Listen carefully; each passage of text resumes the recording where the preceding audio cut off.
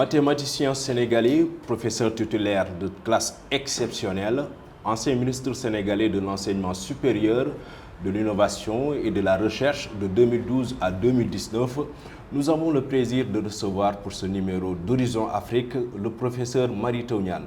Professeur, bonsoir et merci d'avoir répondu à notre invitation. Bonsoir Mohamed et merci de l'invitation. Merci beaucoup.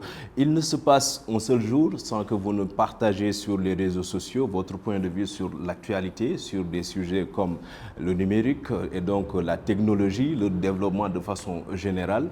Et en préparant cet entretien, moi je suis parti fouiller dans vos archives et je suis tombé sur votre droit de rêver pour une Afrique nouvelle.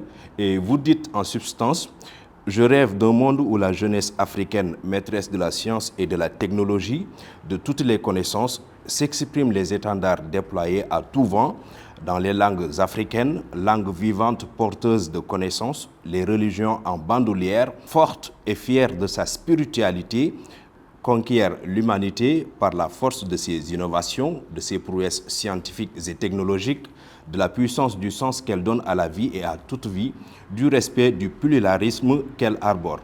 Quel est aujourd'hui le sens de ce message que vous voulez partager avec la jeunesse africaine? Vous savez bien que la jeunesse africaine est la principale richesse de l'Afrique. Mais elle n'est une richesse, elle n'est un trésor que lorsque elle est éduquée, elle est formée et elle est leader pour porter les transformations de l'Afrique. Or, pour cela, il faut d'abord que la jeunesse soit enracinée dans ses langues maternelles qui deviendront des langues de connaissance, des langues de transmission de l'éducation, de la formation, de la science et de la technologie, dans aussi ses religions, parce que là, une particularité de l'Afrique, ce sont nos religions, notre spiritualité, est aussi ancrée dans ses valeurs de culture et de civilisation.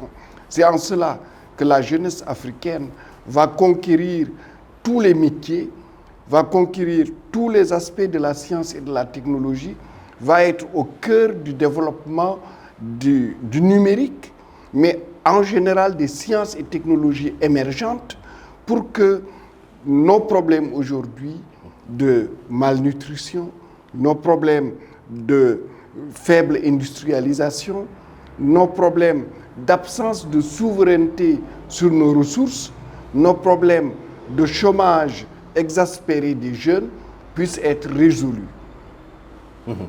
Votre passage à la tête du ministère de l'Enseignement supérieur est marqué par un projet qui n'a pas aussitôt fait l'unanimité auprès des acteurs, mais dont le résultat est constaté des années après. Je veux dire les universités virtuelles du Sénégal, avec notamment tout ce qu'il y a comme offre de formation professionnelle et qualifiante. Aujourd'hui, en quoi le numérique et donc la technologie peut être un levier de développement pour la jeunesse africaine? Vous avez bien fait de rappeler la période de création de l'université virtuelle du Sénégal, qui est aujourd'hui l'université numérique Cheikh Hamidou Kane, une période où le doute s'était installé, d'abord dans nos systèmes d'enseignement supérieur, physique, face-to-face, et aussi dans le doute que l'enseignement supérieur pouvait être vulgarisé dans tout l'espace du territoire national. Et c'est en cela que la création de l'université virtuelle du Sénégal, la création des espaces numériques ouverts, a permis d'apporter l'enseignement supérieur dans les départements, dans les localités. De façon décentralisée. Exactement, de façon décentralisée. Et ça, c'est la force du numérique. Le fait qu'on n'a pas besoin de construire des murs pour bâtir des classes, que ce soit d'ailleurs du préscolaire jusqu'au supérieur. On n'a pas besoin de mettre des salles de travaux pratiques pour pouvoir faire des travaux pratiques. On n'a pas besoin de mettre des ateliers pour pouvoir faire des expériences de techniciens supérieurs ou d'ingénieurs. On n'a pas besoin de construire des usines avec des murs pour pouvoir bâtir des entreprises qui sont des entreprises florissantes. Le numérique nous permet d'avoir un grand raccourci dans l'histoire de l'émergence de notre continent et dans l'histoire de la satisfaction des besoins des populations. Imaginez l'éducation, imaginez la santé, la télémédecine, la capacité de consulter à distance et demain la capacité même de soigner ou même d'opérer à distance. Avec l'intelligence artificielle. Avec l'intelligence artificielle et tout ce qui va avec. Donc l'Afrique, avec une jeunesse instruite, c'est pourquoi les langues nationales sont importantes. Parce qu'il faut maîtriser sa langue pour être capable de maîtriser la langue d'autrui. Il faut maîtriser sa langue pour être capable de maîtriser les mathématiques, de maîtriser la science, la technologie et de faire en sorte que notre jeunesse soit une jeunesse qui a des métiers.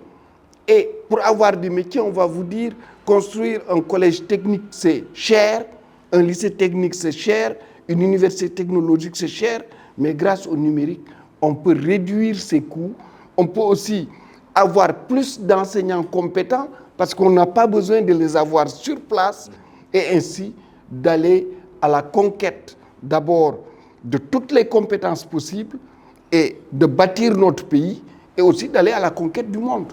Ça, c'est important. C'est dire que l'Afrique a un grand avenir à assurer avec le numérique. C'est l'avenir, parce que nous avons les jeunes. C'est ça la force. Ce studio le prouve, il n'y a que des jeunes. Et des jeunes d'ailleurs formés dans le pays. Et dans pas mal d'endroits au Sénégal, on a des jeunes qui utilisent le numérique dans tous les domaines et qui ont été formés au Sénégal, sans parler maintenant de ceux qui vont nous venir des pays développés, des grandes universités du monde et qui vont apporter aussi leur plus. L'Afrique, c'est également les matières premières, c'est l'agriculture, c'est l'élevage, c'est les ressources naturelles, mais c'est aussi et surtout la démographie avec près de 2,5 milliards d'habitants d'ici 2050, d'après les prévisions de l'Organisation des Nations Unies. Autrement dit, que plus de 25% de la population mondiale sera africaine. Une question simple mais importante.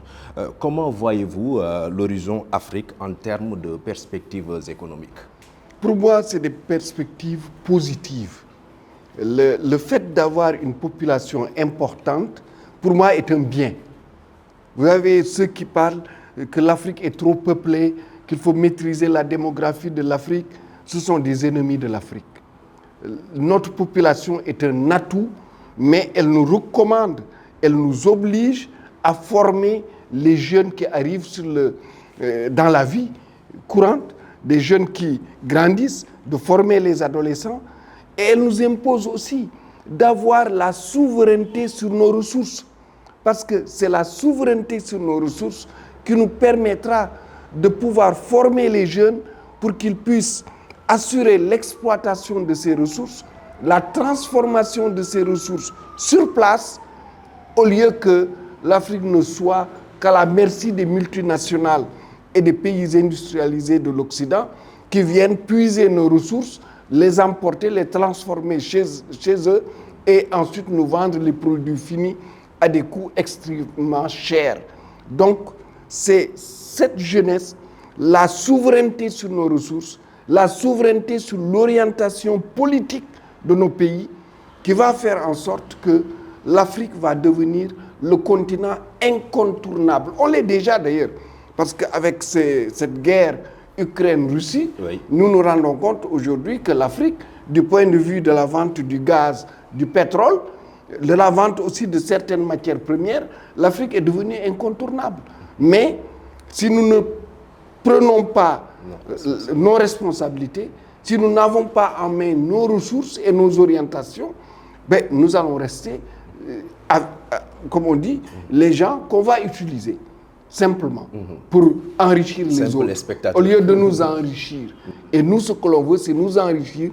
Ça passe, ça repasse par la science, la technologie, le numérique et surtout la fierté qu'on a d'être africain, la fierté de parler nos langues, de les utiliser dans les domaines scientifiques, la fierté de pratiquer nos religions, d'être fiers de notre spiritualité et de notre identité, et enfin la fierté d'innover, de créer et de bâtir des choses sur lesquelles les autres continents ont aussi une envie, ont un besoin. Ça, c'est très, très, très important. Maintenant, pour terminer en beauté notre interview, qu'avez-vous vraiment envie de dire à cette jeunesse africaine soucieuse de son avenir? C'est d'abord croyez en vous-même. Croyez en vous-même. L'Afrique se construit en Afrique. Et étudiez. Il faut étudier, étudier. Ne dormez pas. Ne dormez pas. Ne vous reposez pas. Étudiez, apprenez et faites en sorte que vous soyez compétent, parce que c'est parce que vous serez compétent, parce que vous serez aussi patriote, parce que vous aimerez votre continent, votre pays, vous aimerez votre société, votre culture, vous aimerez vos religions, que vous allez devenir les maîtres de l'Afrique d'abord, avant de devenir les maîtres du monde. Ça, c'est important. En tout cas, nous vous remercions et puis ce fut un très grand plaisir de s'entretenir avec vous. Merci Mohamed. Merci beaucoup. Merci à nos chers téléspectateurs. Nous vous donnons rendez-vous très prochainement pour un autre numéro d'Horizon Afrique. Mais surtout, il faut continuer à s'abonner à la chaîne Eric Favre TV, de liker et de partager. À bientôt.